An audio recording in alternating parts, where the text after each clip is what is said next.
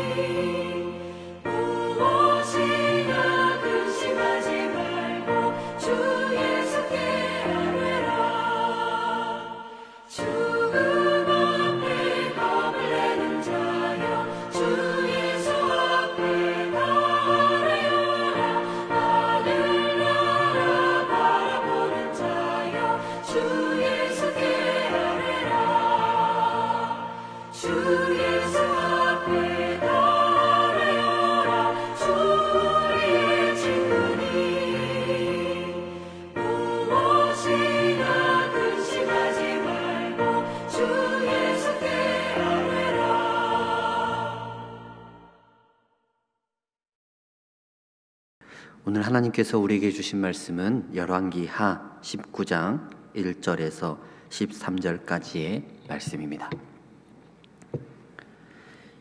히스기야 왕이 듣고 그 옷을 찢고 굵은 배를 두르고 여호와의 전에 들어가서 왕궁의 책임자인 엘리야김과 서기관 셈나와 제사장 중 장로들에게 굵은 배를 돌려서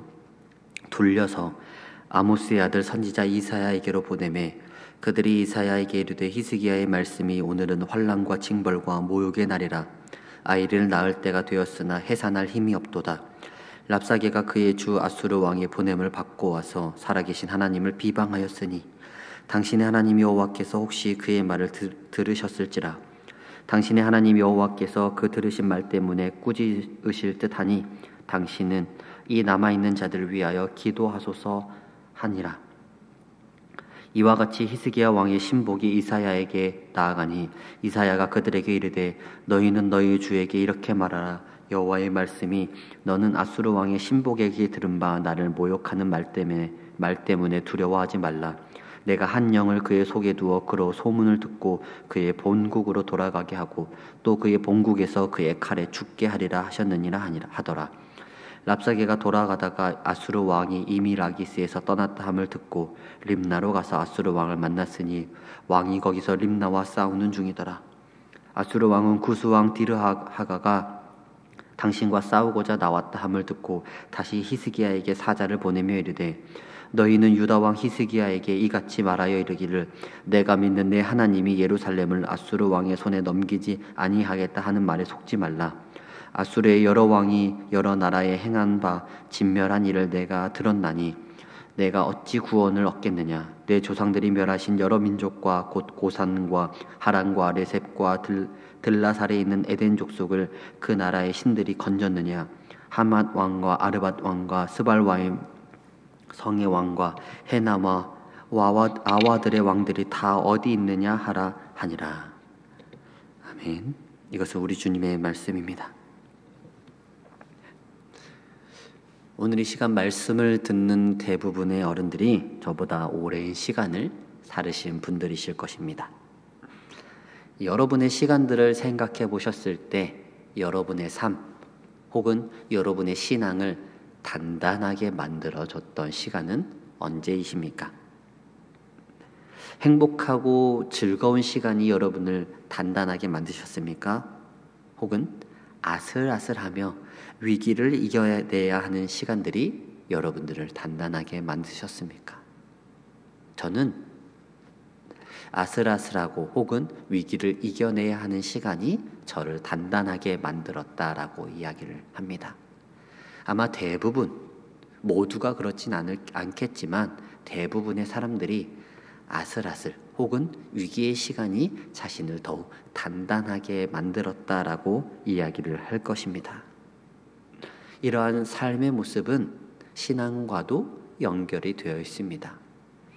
우리의 삶의 모습뿐만 아니라 신앙의 시간도 그리고 믿음의 두께와 단단함 역시 신앙의 위기의 순간 혹은 하나님이 보이지 않다라고 생각하는 그 순간 더욱 견고해질 수 있습니다. 오늘 히스기야에게도 이러한 시간이 찾아왔습니다. 아수르 왕이 이스라엘을 무너뜨리겠다고 선포했고 많은 백성들을 두려움에 떨게 하고 있습니다. 그의 모사 랍사게는 와서 소변을 마실 것이니 어떻게 될 것이니 지금 다 무너지지 않았냐, 이제 너희밖에 없는데 이제 너희도 무너뜨릴 것이다 라고 하며 전 국민을 떨게 하고 있습니다. 이러한 상황에 백성들은 왕의 선택만을 기다리고 있습니다. 왕이 싸우자고 하면 싸울 것이고, 왕이 기다리라고 하면 기다릴 것이고, 왕이 침묵하라고 하니 침묵했습니다. 싸우러 나가면 모두 전멸할 것 같고, 침묵하지 않니 많은 백성들이 지금 동요에 떨고 있으며, 왕은 어떠한 선택을 해야 할지, 그리고 자신의 선택에 나라의 존망이 달려있기 때문에 쉽사리 선택할 수 없는 위기의 순간이 닥쳐왔습니다. 무언가를 선택해야 하는 위기의 순간, 히스기야는 자신의 힘을 뺐습니다. 지금까지 자신의 방법대로, 자신의 힘대로 나라를 이루었더니 그 모든 것이 허사임을 알게 되었고, 위기의 순간에 하나님께 엎드려야겠다라는 사실을 그는 깨달았습니다. 그래서 굵은 배를 두르고 여호와의 전에 나아갔습니다. 여호와의 전, 성전, 하나님의 임재가 임하는 곳입니다. 지금 이 위기의 상황 어떻게 해야 될지 모르겠으니 하나님께 여쭙겠습니다. 하나님이 말씀하시는 대로 하겠습니다라는 그 의미로 오늘 성전에 나아가 하나님을 만나고자 하나님의 임재를 기다리고 있었습니다. 내가 어떻게 해야 됩니까? 무슨 선택을 해야 되며 어떤 것이 하나님의 뜻인지 임재하셔서 알려주십시오라는 마음으로 오늘 여호와의 성전에 히스기야가 들어갔습니다. 히스기야처럼 믿음의 사람들은 가장 먼저 하나님을 찾게 됩니다. 물론 처음부터 하나님을 찾는 믿음의 사람도 있겠지만 드물입니다. 대부분 히스기야처럼 자신을 의지해보고 자신의 힘과 지혜로 해보고 안 되구나라는 것을 겪었을 때 하나님을 찾는 모습이 대부분입니다. 물론 한계를 느낀다고 해서 다 하나님만을 의지하지는 않습니다. 한계를 느낀다 하더라도 내 한계를 알고 있음에도 불구하고 하나님을 의지하기보다는 또다시 자신의 힘과 지혜를 의지하는 사람들도 많습니다. 그런데 이런 모든 과정은 결국 언제나 우리는 하나님을 의지해야 한다라는 결론으로 나아갑니다. 그분께 겸손히 엎드리고 묻는 과정이 우리에게 필요합니다. 그분께 묻고 그분께 듣는 과정을 통해 우리는 하나님의 마음이 어떠한 마음이구나라는 걸 알게 되고, 하나님의 마음을 알게 되었을 때 하나님은 우리에게 이것을 원하시는구나 라는 것을 알고 선택하게 됩니다. 반대로 믿음이 없는 자들은 헛된 방법을 강구합니다. 실제로 남유다 아하스 왕은 아수르에게 원군을 처했고 자신들이 가지고 있는 보물들을 상납했습니다. 그러던 중 우리아에게 우상의 제단을 만들라고 한 사건을 우리는 이전의 말씀을 통해서 보았습니다. 우상을 만들었던 그 결과 어떻게 됐습니까? 그것이 헛된 것이라는 것을 알고 결국 그들의 손아귀에 넘어가는 사건임을 우리는 보았습니다. 우리가 강구한 방법들은 어쩌면 지금은 잠시 덮을 수 있는 임시적인 방법이 될 수 있지만 해결과 완결을 낼 수 있는 방법은 아니라는 것입니다. 이렇게 히스기야는 여호와의 성전에 들어가 기도한 후 이제 이사야를 찾습니다. 랍사게가 한 말이 유다 백성들을 떨게 했지만 그 말에는 하나님이 대체 무엇이냐, 너희 하나님은 없다라는 대적하는 말도 함께 있었습니다. 이에 히스기야는 선지자를 찾아가 랍사게가 한 말을 이실직고하라고 말합니다. 하나님의 사자에게 하나님을 모욕하는 자들을 해결해 달라라고 이야기를 합니다. 이 말을 들은 이사야는 6절 말씀을 통해 그 말은 거짓된 말이고 거짓된 말로 하나님을 모욕하는 자가 어떠한 죽임을 당할 것인지 히스기야에게 전해줍니다. 이렇게 이사야에게 이 말을 들었을 때 히스기야의 반응은 어땠을까요? 아주 큰 힘과 위로가 되었을 것입니다. 아주 든든했을 것이고 자신이 여호와의 성전에 나아가 기도했을 그 내용에 대한 하나님의 응답이라고 받아들였을 것이며 이제 하나님을 더욱더 의지할 힘이 생겨났을 것입니다. 히스기야가 이사야를 찾는 모습, 그리스도인들이 힘들고 어려울 때 교회 공동체, 그리스도인들의 공동체를 찾는 모습과도 같습니다. 믿음 생활을 하게 되면 믿음 생활을 하는 분들을 만나고 그들과 교류를 하게 됩니다. 그리고 그게 편합니다. 이야기를 하다 보면 막힘없이 이야기가 나오고 그 이야기들 가운데 하나님의 임재, 하나님의 은혜를 말하는데 전혀 서스럼 없이 이야기할 수 있습니다. 뿐만 아니라 자연스럽게 기도 요청도 할 수 있습니다. 저는 그리스도인들에게 가장 큰 특혜는 기도 요청이라고 생각합니다. 힘들고 어려울 때 드는 가장 많이 드는 마음이 외로움 아니겠습니까? 나 혼자 이 길을 달려야 할 것 같고 나 혼자 외로운 싸움을 싸워야 하는 것 같이 느껴지는데 누군가가 나를 위해 우리가 함께 기도해. 우리 교회가 우리 공동체가 너를 위해서 기도하고 있으니까 포기하지 마. 항상 함께 할게 라고 한다면 우리는 싸우는 길에 또 혼자 걸어갈 것만 같은 길에 전우 혹은 동료를 만난 느낌을 받게 됩니다. 해봐야겠다. 다시 일어나야겠다. 나 혼자가 아니구나. 나를 일으켜주는 힘들이 항상 하고 있구나. 나를 위해서 기도하는 자들이 있구나 라는 그 마음의 위로를 통해 우리는 다시 한번 일어나게 됩니다. 그 힘이 바로 중보기도입니다.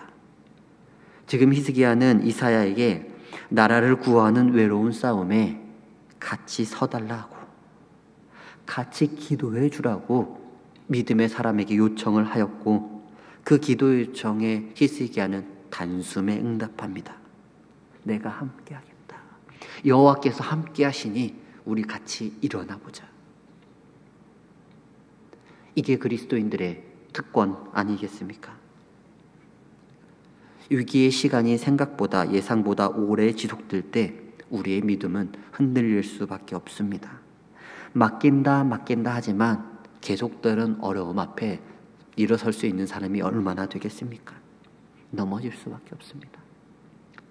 하지만 믿음의 지체가 한 명 한 명 모여 그 넘어진 사람을 일으켜주고 기대어주고 앉아서 쉴 수 있게 도와준다면 이제는 넘어질 때마다 다시 일어나는 힘을 얻게 되고, 쓰러지다가도 함께하는 자들을 보며 힘을 가질 수 있게 되는 것입니다. 세상의 소리에 흔들릴 때마다 하나님의 소리를 들려주며 하나님의 소리를 들어라. 흔들리지 마라.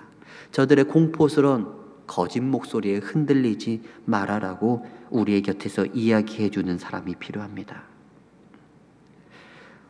우리의 삶의 위기가 다가올 때마다 우리는 하나님께 맡기는 것에 집중해야 되고, 그리고 믿음의 사람들과 함께 해야 한다는 이 기본적인 사실에 우리는 더욱 신경 써야 합니다.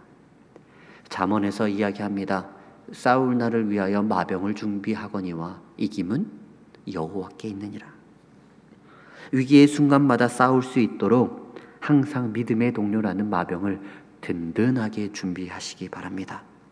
그리고 내가 싸울 날을 위해 준비된 믿음의 마병으로 다른 누군가에게 파병될 수 있는 그리스도인들이 될 수 있도록 준비하시기 바랍니다. 그리고 그 모든 승리를 주관하시는 하나님께 모든 걸 맡김으로써 언제나 삶 속의 모든 상황을 이겨내시는 여러분들 되시길 주님의 이름으로 소망합니다. 하나님, 우리에게 주신 삶의 시간들이 아름답고 행복하지만 어려운 시간들이 참 많음을 알고 살아가고 있습니다. 나의 힘과 지혜로 할 수 없음을 날마다 깨닫고 주님만을 의지할 수 있게 해주셔서 감사합니다. 특히 그리스도인으로 믿음을 지키기 위한 믿음의 여정이 더욱 쉽지 않습니다. 눈에 보이는 욕심을 버려야 하는 순간, 하나님 나라를 위해 버려야 하는 순간이 다가올 때마다 흔들리는 우리의 모습을 발견합니다. 잘못된 것임을 알매도 불구하고 그것을 향해 손 내밀고 있는 우리의 모습을 회개합니다. 우리에게 믿음의 사람들과 공동체를 더하여 주셔서 믿음의 선한 일들을 더 쉽게 감당할 수 있도록 힘을 더하여 주옵소서. 그리고 서로의 믿음을 위해 기도해 줌으로 서로의 든든한 마병이 되어줄 수 있는 시온성 공동체 될 수 있도록 함께하여 주시옵소서. 오늘은 주일입니다.